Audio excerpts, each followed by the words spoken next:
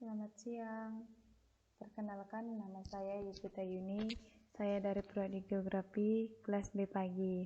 Di sini saya akan menjelaskan tentang pendekatan geografi yang ada di sekitar lingkungan saya.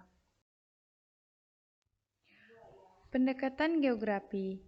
Pendekatan geografi merupakan pendekatan geografi yang dapat diartikan sebagai metode atau cara analisis untuk memahami berbagai gejala atau fenomena geosfer, khususnya interaksi manusia dengan lingkungan.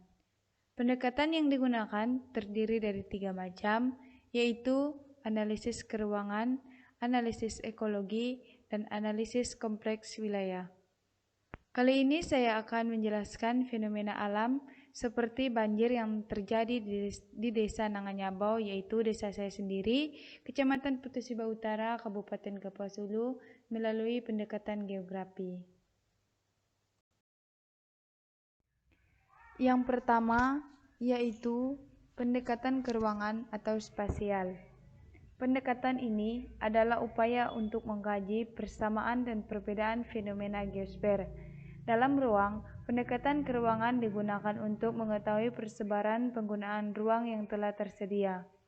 Jadi, akibat terjadinya banjir di Desa Nanganyabau karena curahan hujan yang memang sangat tinggi, dan Desa Nanganyabau memiliki suatu wilayah yang berada di dataran rendah, sehingga ketika terjadi hujan, air yang terdapat di sungai atau sumber lainnya akan mengalami penguapan.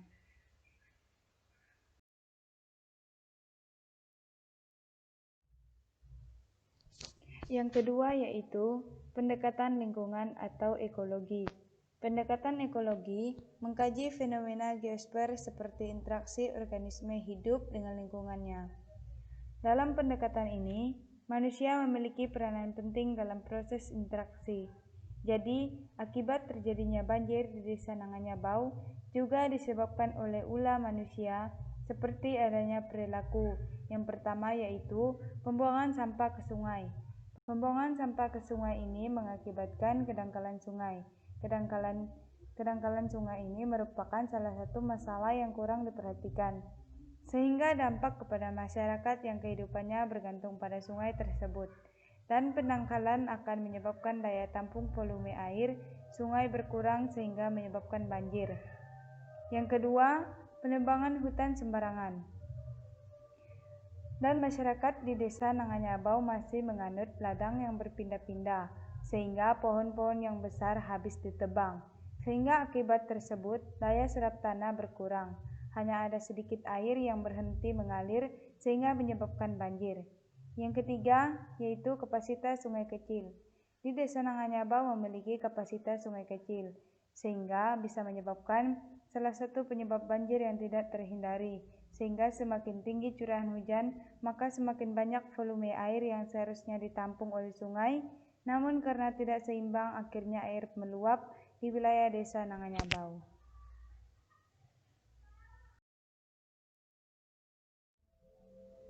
Yang ketiga yaitu pendekatan kompleks wilayah. Pendekatan kompleks wilayah berupaya untuk mengkaji fenomena geosfer melalui kombinasi pendekatan ekologi, interaksi antar wilayah.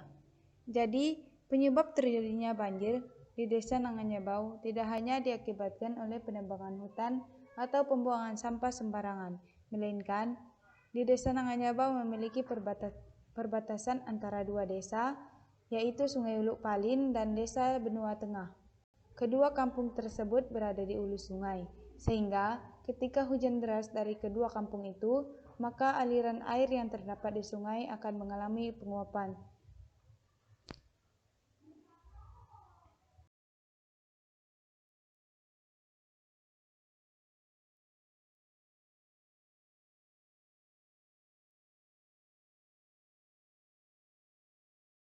Sekian yang bisa saya sampaikan. Terima kasih.